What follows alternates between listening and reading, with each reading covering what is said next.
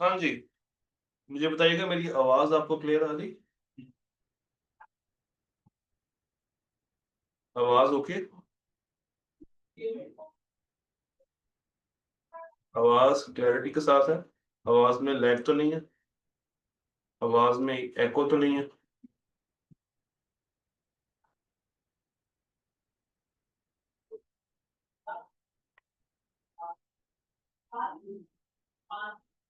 ठीक है। असल में ये कुछ स्टूडियो के चैलेंजेस हैं जो कि हमें फेस करने पड़ते हैं, क्योंकि हमारा सेटअप सारा ही बदला हुआ है। हम एक नई जगह पे लोकेटेड है। तो ठीक है।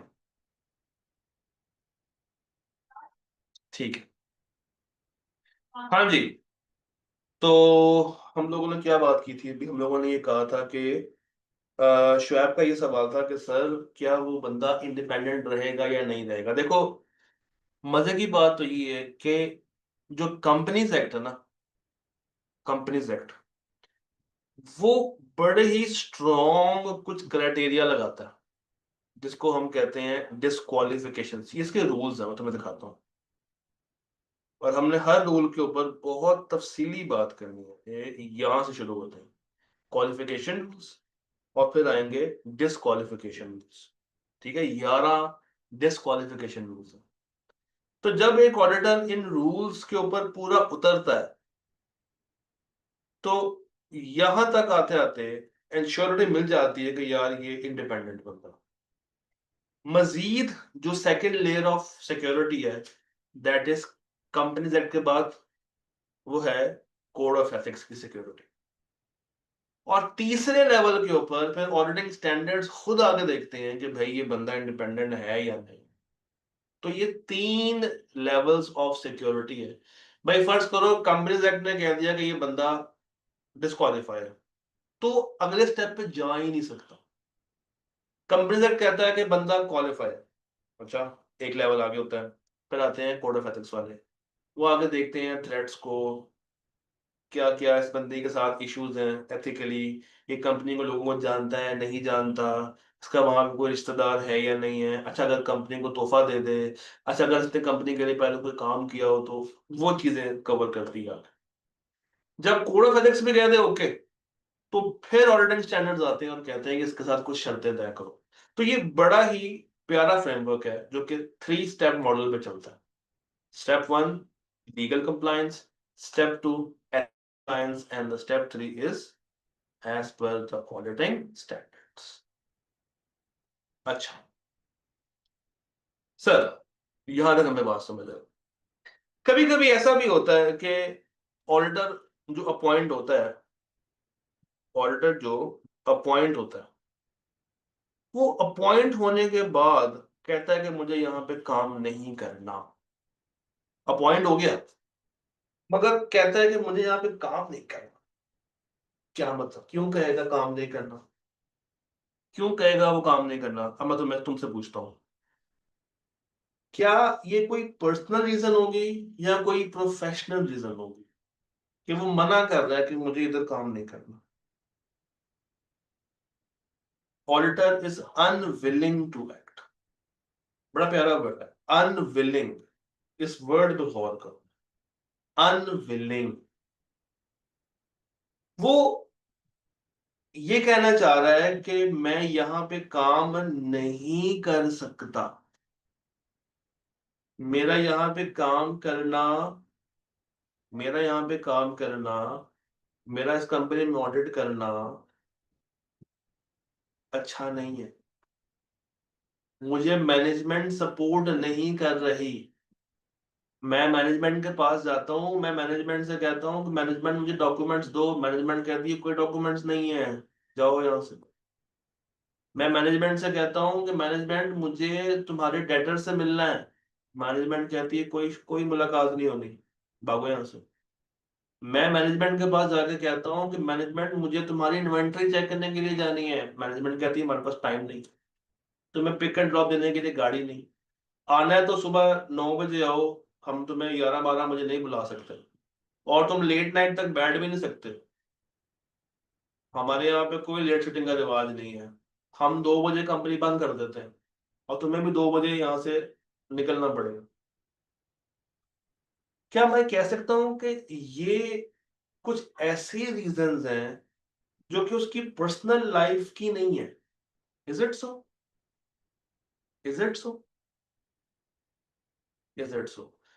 बेसिकली मैं कहना क्या चाह रहा हूं, मैं कहना चाह रहा हूं कि ऑडिटर पे अगर आप अरसा हयात तंग कर देते हैं, उसको उसकी मर्जी के मुताबिक काम नहीं करने देते, उसको उसकी मर्जी के मुताबिक जब आप काम नहीं करने देंगे तो वो फिर उलझ के कहता है कि यार मैं चलते ऑडिट से निकलना चाह रहा हूं।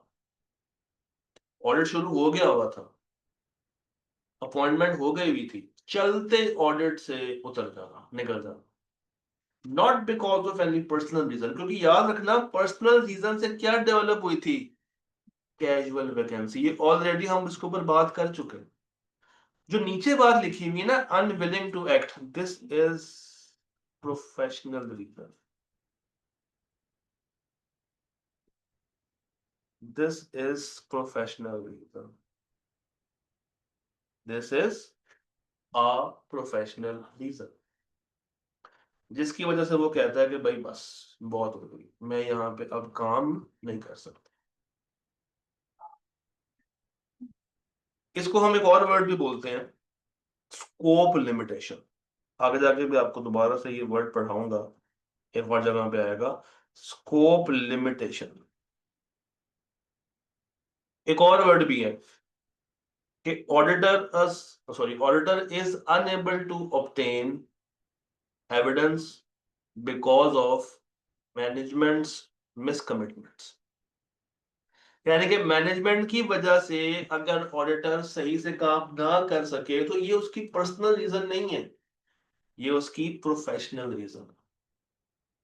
तो अनविलिंग टू एक्ट प्रोफेशनल है, कैजुअल वैकेंसी ये पर्सनल है। अलबत्ता दोनों केसेस में अगर कैजुअल में विद इन 30 डेज नहीं आता तो कौन अपॉइंट करेगा? एसएससीपी। बट जहां पे अनविलिंग टू एक्ट है, वहां पे सिर्फ और सिर्फ अगला ऑडिटर कौन लेकर आएगा? जहां पे अनविलिंग टू एक्ट है वहां पे अगला ऑडिटर सिर्फ और सिर्फ कौन लेकर आता है? मुझे बताओ।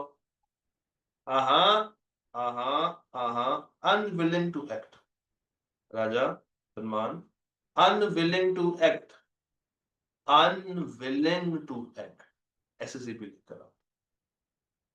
और जहां पे कैजुअल वैकेंसी आ जाए वहां पे पहला फर्ज किसका है? जहां पे कैजुअल वैकेंसी आ जाए वहां पे पहला फर्ज डायरेक्टर्स का है। कितने दिन? 30 डेज। 30 डेज में पॉसिबल नहीं हो पाता तो फिर एसएससी, फिर एसएससी। डन? डन? जहां तक बात समझ आती है पहले बच्चों को, यहां तक सारी बातें क्लियर हो गई? Exactly exactly. चल, गुड हो गया, गुड। अगली बात करते हैं, अगली बात सुने। कहते हैं ऑडिटर को निकाला जा सकता है एजीएम से पहले भी। देखिए अभी हम लोगों ने क्या बात की थी कि ऑडिटर एजीएम पे आता और एजीएम से जाता, मगर ये पॉसिबल है कि आप एक ऑडिटर को, आपसे मुराद है कंपनी, कंपनी एक ऑडिटर को चलते ऑडिट से, एजीएम अभी नहीं हुई उससे पहले फारिग कर दे, कंपनी उससे पहले फारिग कर दे। बट कंपनी को अगर निकालना है तो कंपनी को पास करनी होगी स्पेशल रेजोल्यूशन, कंपनी को पास करनी पड़ेगी स्पेशल रेजोल्यूशन। और ये स्पेशल रेजोल्यूशन मुझे बताओ, डायरेक्टर्स पास करते हैं कि मेंबर्स पास करते हैं? मुझे बता सकते हो कोई? ये कौन पास करता है? डायरेक्टर्स पास करते हैं कि मेंबर्स पास करते हैं? जनाब मोहतरम, ये मेंबर्स पास करते हैं। In this case next auditor in this case next auditor will be appointed, अब जरा गौर से पढ़ना, will be appointed by the board with the prior approval of SECP। मुझे ये ब्रैकेट वाली लाइन का तर्जुमा अगर आप में से कोई होनहार शागिर्द करके दे दे तो मैं बहुत खुश हो जाऊंगा। ब्रैकेट में क्या कहना चाह, ब्रैकेट में क्या कहना चाह, ब्रैकेट में क्या कहना चाह रहा है, आप में से कोई भी इसका तर्जुमा कर सकता है।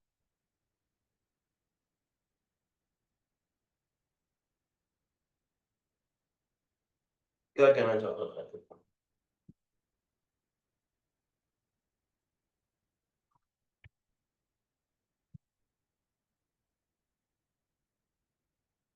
ठीक है सलमान, गुड। और कोई सलमान भाई के स्टेटमेंट को रिफाइन करना चाहे? चलो मैं आपसे पूछता हूँ, क्या एसएससीपी डायरेक्टली अपॉइंट कर रहा? हाँ के ना?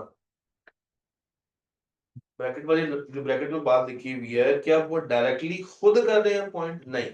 अपॉइंट कौन कर रहे हैं, अपॉइंट कौन कर रहे हैं? डायरेक्टर्स।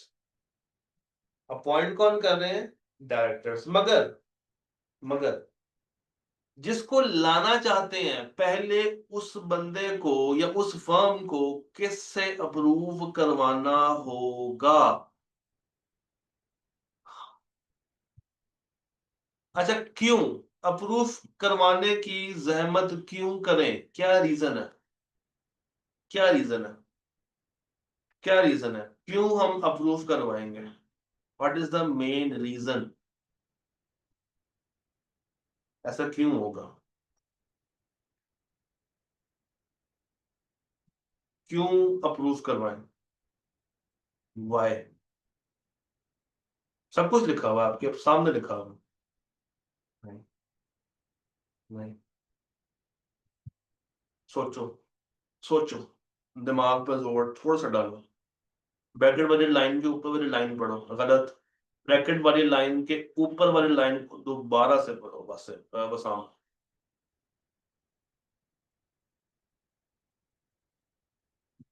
नहीं सबा, this is not casual vacancy बच्चे। This is not casual vacancy, ये भी अंडरस्टैंड करें। कैजुअल वैकेंसी पर्सनल होती है, यहाँ पे हम उसको खुद निकाल रहे हैं, वो खुद नहीं जा रहा, हम निकाल रहे हैं। सर जी देखें, फोकस। एक ऑडिटर अच्छा काम कर रहा था, कंपनी के डायरेक्टर्स ने कहा यार ये तो बड़ा अच्छा काम कर रहा है, इतना अच्छा काम कर रहा है, इतना अच्छा काम कर रहा है, ये तो हमारे किए हुए फ्रॉड तक पहुंच सकता है, तो क्यों ना इसको निकाल दिया जाए, क्यों ना इसको निकाल दिया जाए। उन्होंने मेंबर्स को बुलाया, मेंबर्स को गुमराह किया, मेंबर से कहा आप एक काम करें, स्पेशल रेजोल्यूशन पास करना। मेंबर्स बेचारी उनकी बातों में आ गई, और जब मेंबर्स ने स्पेशल रेजोल्यूशन पास कर दी, वो ऑडिटर जो अच्छा काम कर रहा था उसको निकाल दिया, उसको निकाल दिया। अब उसकी जगह पे जो अगला ऑडिटर लेकर आना है, वो लाएंगे तो वो बोर्ड वाले जिन्होंने निकलवाया। मगर एसएससीपी को लगता है कि यहाँ पे दाल में कुछ काला हो सकता है, तो उन्होंने कहा है कि यार ठीक है, तुम ले आओ, हाँ तुम ले आओ, मगर हम तहकीक करेंगे, हम अप्रूव करेंगे, फिर तुम उसको बिठा सकते। यहां पे एसएससीपी डायरेक्टली खुद लेके नहीं आ रहा, नीचे वाले चार केसेस में वो खुद लेके आ रहा था। जब पहला कैजुअल वैकेंसी जो चीजें थी वो अपने टाइम पे नहीं हो रही थी, यहां पे वो कहता है ठीक है यार तुम ले आओ, मगर ठप्पा कौन लगाएगा, अप्रूव कौन करेगा? वो हम करें। लाने की जिम्मेदारी तुम्हारी, अप्रूव करने की जिम्मेदारी है। हमें लगेगा कि ये ऑडिटर यहाँ पे काम कर सकता है तो हम करवाने देंगे, अदरवाइज अदरवाइज हम इसको रिजेक्ट कर देंगे, फिर तुमको नया बंदा ला के हमें चेक करवा। यहां तक मुझे बताइए पूरी स्लाइड समझ आती है आपको? इस स्लाइड में तीन चार बातें, हमने हर बात को, अगर आप गौर करें तो स्लाइड में डिफरेंट कलर्स का मैंने यूज किया है, येलो, ऑरेंज, ग्रीन और रेड। ये चार बातें हैं जो कि चार अलग अलग कॉन्सेप्ट्स को डील करते हैं। अब ऑडिटर खुद भी जा सकता है, ऑडिटर खुद भी जा सकता है। उसके लिए दो बातें हैं, या तो पर्सनल या प्रोफेशनल। पर्सनल अगर होगा वो कहलाती है कैजुअल वैकेंसी। प्रोफेशनल अगर है तो वो है अनविलिंग टू एक्ट। ठीक।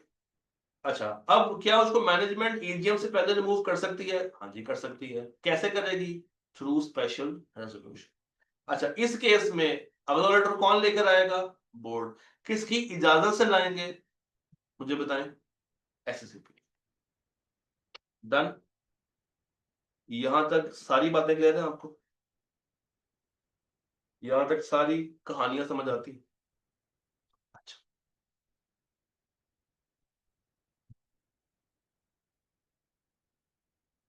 सर, अगली बात करते हैं। अगली बात करते हैं। कहते हैं जी, एजीएम पे, एजीएम पे क्या होगा? आपको याद है अभी तक हम लोगों ने बात की कि एक ऑडिटर एजीएम पे आता है और एजीएम पे ही चला जाता है। ये बात हम लोगों ने की है ना, कई दफा की, कि एक ऑडिटर एजीएम पे आता है और एजीएम पे ही चला जाता है। ये बात हम लोगों ने की। अब होता क्या है एजीएम पे, माहौल क्या होता है? अब वो माहौल पड़ता है। माहौल कहते हैं मेंबर या मेंबर्स, दो बातें हैं। मेंबर या मेंबर्स हैविंग एट लीस्ट, यानी कि कम से कम 10% की शेयर होल्ड। मेंबर या मेंबर्स मिला के, या कोई और एक जिसके पास कम से कम 10% की शेयर होल्डिंग हो, इंडिविजुअल या मिला के, शेल बी एंटाइटल्ड, उनको हक दिया जाएगा कि वो प्रपोज कर सकें any auditor whose consent has been obtained। क्या कहना चाह रहा है? शायद ये कहना चाह रहा है कि जो एजीएम के ऊपर मेंबर्स आएंगे, जब एजीएम हो रही होगी और नए ऑडिटर अपॉइंट होना होगा, तो एजीएम से पहले, एजीएम पे नहीं, एजीएम से पहले इंडिविजुअल मेंबर जिसके पास कम से कम 10% की वोटिंग पावर हो, शेयर होल्डिंग हो, या अगर इंडिविजुअल नहीं भी है तो मिला के, मिला के अगर वो 10% की शेयर होल्डिंग रखते हैं, तो वो एजीएम से पहले बोर्ड वालों को रेकमेंड करेंगे, नाम देंगे, प्रपोज करेंगे कि वो किस ऑडिटर को अगले ऑडिट के लिए अपॉइंट करना चाहते हैं। इसका मतलब ये नहीं है कि वो ऑडिटर अपॉइंट हो गया, ये सिर्फ रिकमेंडेशन दी जा रही है कि हम अगला ऑडिट इससे करवाने में इंटरेस्टेड है। हम अगला ऑडिट इससे करवाने में इंटरेस्टेड है। मगर उसका नाम देने से पहले, उसका नाम देने से पहले कॉन्सेंट ले लेनी है उसकी। यानी कि ऐसा नहीं करना कि आप एक फर्म का नाम दें या एक बंदे का नाम दें और उसको पता ही ना हो। तो अगर ऑडिटर ने आपको कंसेंट दी हुई है, जो प्रोस्पेक्ट है, जो आना चाहता है, तो मेंबर उसका नाम कंपनी को सजेस्ट कर सकते हैं। ये कैसे करेंगे? थ्रू अ नोटिस, जो कि कंपनी को जाएगा एजीएम से कम 7 दिन पहले। एजीएम से कम 7 दिन पहले ये नोटिस चला जाए। जैसे ये नोटिस कंपनी को मौसूल होगा, कंपनी ने दो काम करने हैं फौरन से। कंपनी ये नोटिस फौरी तौर पे अपने मौजूदा ऑडिटर को भेज देगी जिसके रिटायर होने के चांसेस है, या जो रिटायर होगा। और दूसरा काम ये होगा कि कंपनी इस नोटिस को अपनी वेबसाइट पे लगा देगी ताकि सारे लोग देख लें, ताकि सारे लोग देख लें। अच्छा, अब जो ऑडिटर इस वक्त मौजूद है, जो रिटायर हो रहा है बेसिकली, वो क्या करेगा, वो एजीएम के ऊपर अपनी रुदाद पढ़ के सुनाएगा, अपनी कहानी पढ़ के सुनाएगा, अपनी रिप्रेजेंटेशन सुनाएगा, जो वो कंपनी वालों को एजीएम से 2 दिन पहले जमा करा देगा, जिसका टाइटल होता है मुझे क्यों निकाला, मुझे क्यों निकाला। ये एजीएम में बा आवाज़ बुलंद पढ़ के सुनाई जाएगी, और उस एजीएम को अटेंड करना उस ऑर्डर के लिए लाजिमो मलजूम है, मैंडेटरी है। उस एजीएम को अटेंड करना उसके लिए लाजिमो मलजूम है, मैंडेटरी। तो मुझे बताइए, यहां तक आखिरी लाइन को छोड़ के ये 4 बातें क्लियर होती हैं आपको? याद है किसी एक अभी वर्ड पढ़ पढ़ के आए हैं, ऑन रिकमेंडेशन, ऑन रिकमेंडेशन। तो ये ऐसा ही है कि अगर मेंबर कहते हैं कि जनाब हमने अगला ऑडिट, फर्ज करें अभी मौजूदा ऑडिट कर रही है केपीएमजी, लेट्स से केपीएमजी मौजूदा ऑडिट कर रही है, मेंबर्स की बड़ी ख्वाहिश है कि अगला ऑडिट जो है ना वो हम रियाज अहमद से करें। तो मेंबर्स सबसे पहले जाएंगे रियाज अहमद के पास। अच्छा, ये कौन से मेंबर्स होंगे? जो कम से कम 10% की वोटिंग पावर रखते हैं, इंडिविजुअली या एग्रीगेट करके मिला के। अच्छा, रियाज अहमद के पास जाएंगे, उनसे कहेंगे सर हम चाहते हैं कि अगला ऑडिट आप करें, तो क्या आप अपनी कॉन्सेंट देते हैं? रियाज अहमद वालों ने कहा ठीक है, हम अपनी कॉन्सेंट आपको देते हैं।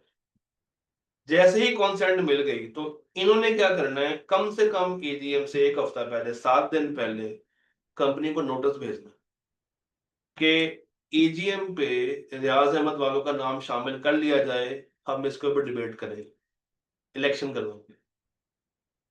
सर, जैसे ही नोटिस कंपनी वालों के पास आएगा, कंपनी वाले 2 काम करेंगे। पहला काम ये करेंगे कि जो रिटायरिंग ऑडिटर है उसको बता देंगे कि भाई तुम्हारा काम खराब है, तुम जा सकते हो, अपना बोरिया बिस्तर बांधना शुरू कर लो।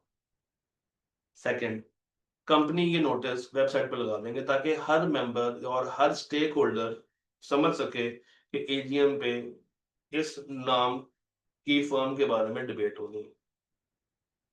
अच्छा, उसके बाद जो मौजूदा ऑडिटर है, जो अब जा रहा है छोड़ के, जो रिटायर हो रहा है, वो क्या करेगा, वो एक रुदाद बनाएगा कि पूरे ऑडिट में उसके साथ क्या क्या वाकयात पेश हुए, अपनी सारी कहानी लिखेगा, एक स्क्रिप्ट बनाएगा, उसको कहते हैं लेटर ऑफ रिप्रेजेंटेशन, और ये बना के कंपनी वालों को एजीएम से कम 2 दिन पहले खत की फॉर्म में दे देगा। एजीएम पे ये खत बा आवाज़ बुलंद ये खुद पढ़ के सुनाएगा, और वो मीटिंग इसके लिए अटेंड करना लाजमी है। यहां तक बात क्लियर होती है?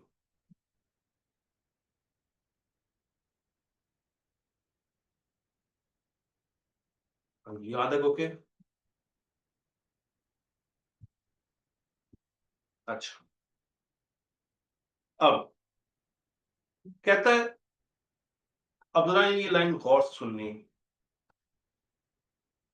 अगर कैजुअल वैकेंसी आई, याद है पीछे आई थी कैजुअल वैकेंसी, तो जैसे ही ये वाली कैजुअल वैकेंसी आई है, ये वाली कंपनी ने क्या करना है, कंपनी ने फौरी तौर पे 14 दिनों के अंदर अंदर ये बात बता देनी है, किसको? रजिस्ट्रार को।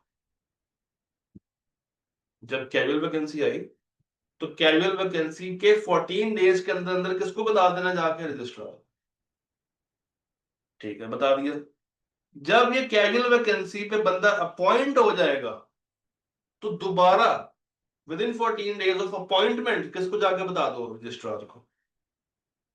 इसी तरह जब एक ऑर्डर को निकाला जाएगा या जब वो छोड़ के जा रहा है तो विद इन 14 डेज किसको बता दो? रजिस्ट्रार को। और जब इसकी जगह पे नया बंदा आएगा तो दोबारा से विद इन 14 डेज किसको बता दो? रजिस्ट्रार को। तो रजिस्ट्रार को कैजुअल वैकेंसी के टाइम पे, रिमूवल के टाइम पे, अपॉइंटमेंट के टाइम पे, इन एनी केस आपने विद इन 14 डेज बताते रहना। वैकेंसी आई, बता दो। अपॉइंट हुआ तो भी बता दो। रिमूव हुआ तो बताओ। नया बंदा ले आए, तब तक उस रेलेवेंट एक्टिविटी के विद इन 14 डेज।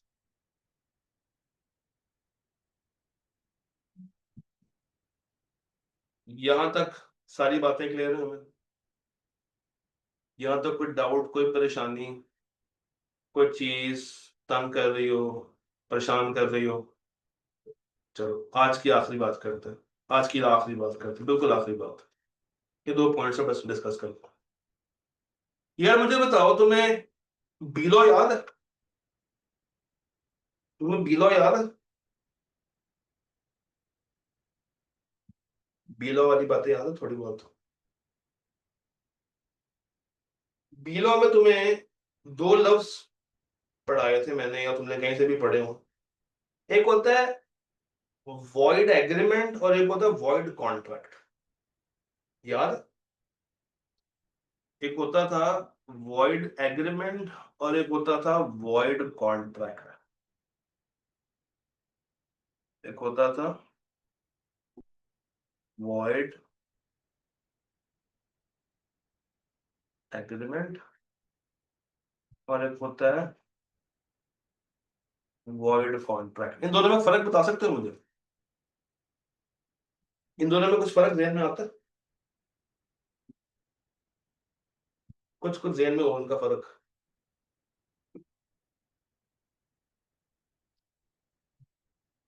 थोड़ा बहुत अगर एक्सप्लेन कर सको कि इन दोनों का मतलब क्या था। श्वेत वाली बात मुनासिब है। वॉइड एग्रीमेंट वॉइड इनिशियो होता है, बिल्कुल ठीक। बिल्कुल ठीक। वर्ड कॉन्ट्रैक्ट, हाँ बेहतरीन। सलमान ने बहुत अच्छी बात कर दी, सलमान भाई ने सबसे प्यारी बात कर दी है। उमेमन वेरी गुड। जो स्टार्टिंग से ही वॉइड हो वो वॉइड एग्रीमेंट है। और वॉइड कॉन्ट्रैक्ट क्या होता है? जब वो बनाया गया था तो वैलिड था। सब्सिक्वेंटली कुछ ऐसा हो गया, सब्सिक्वेंटली कुछ ऐसा हो गया कि अब वो इस काबिल नहीं रहा। सब्सिक्वेंटली कुछ ऐसा हो गया कि अब वो इस काबिल नहीं रहा। अब मैं तुमसे पूछता हूं,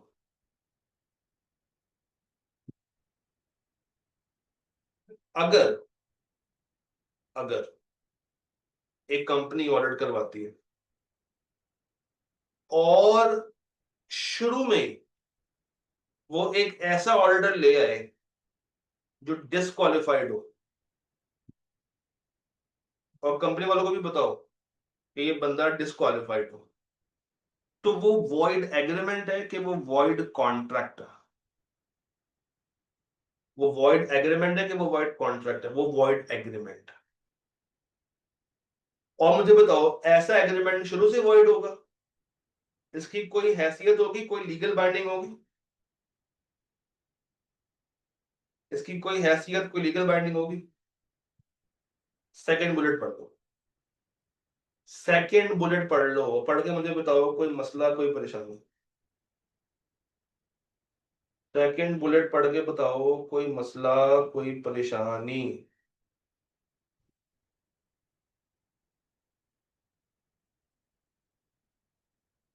कि जिस बंदे को शुरू में ही अपॉइंट किया है वही वॉइड। अच्छा, दूसरी तरफ एक बंदा जब अपॉइंट किया था तब वो डिस्क्वालिफाइड नहीं था, मगर सब्सिक्वेंटली कुछ ऐसा हो गया कि अब वो डिस्क्वालीफाई हो गया। ये वॉइड एग्रीमेंट है कि वॉइड कॉन्ट्रैक्ट है?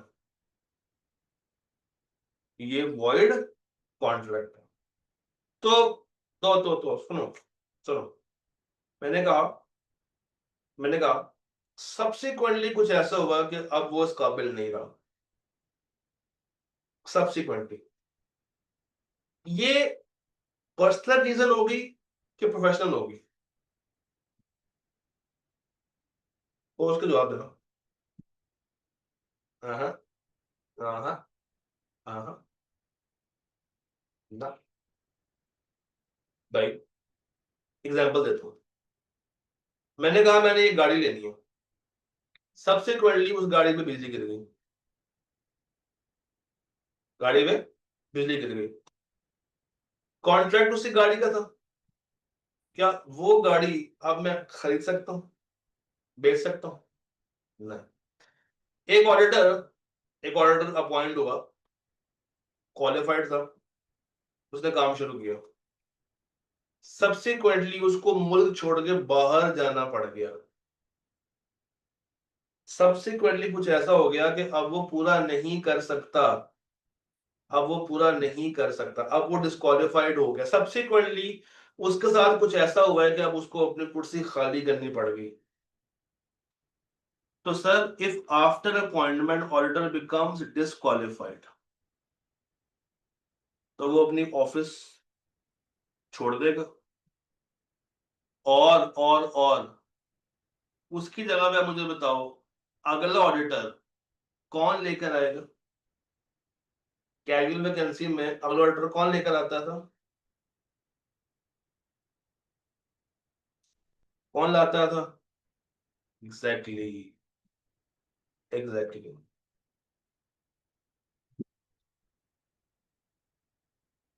वही कहानी शुरू हो जाएगी 30 डेज पर। Done, done done done done. देखें, डिस्क्वालिफाइड का जो जो वर्ड है, डिस्क्वालीफाई, उसकी भी दो रीजन है, can be a personal reason and it can be a professional reason. अगर पर्सनल है तो कैजुअल वैकेंसी, अगर प्रोफेशनल है तो हम जो टर्म यूज करते हैं वो कौन सी थी सलमान, मुझे बताएं। हम प्रोफेशनल में टर्म कौन सी यूज करेंगे, बताओ? अनविलिंग टू, सलमान बोलो बच्चे, अनविलिंग टू।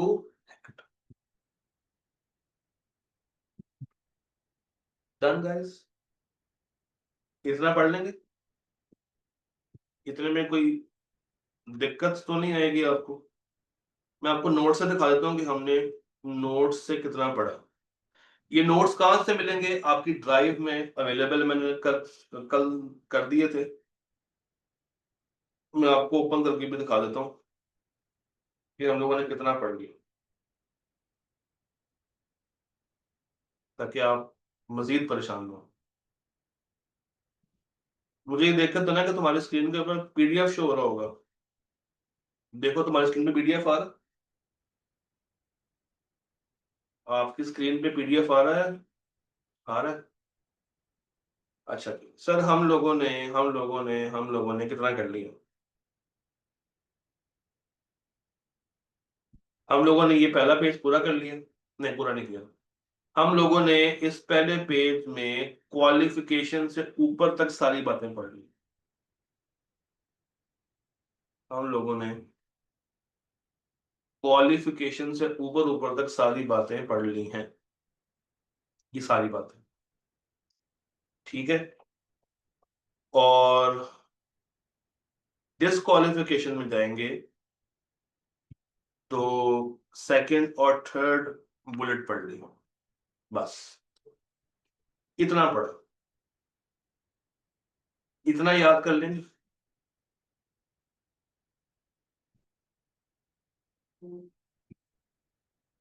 इतना याद कर लेंगे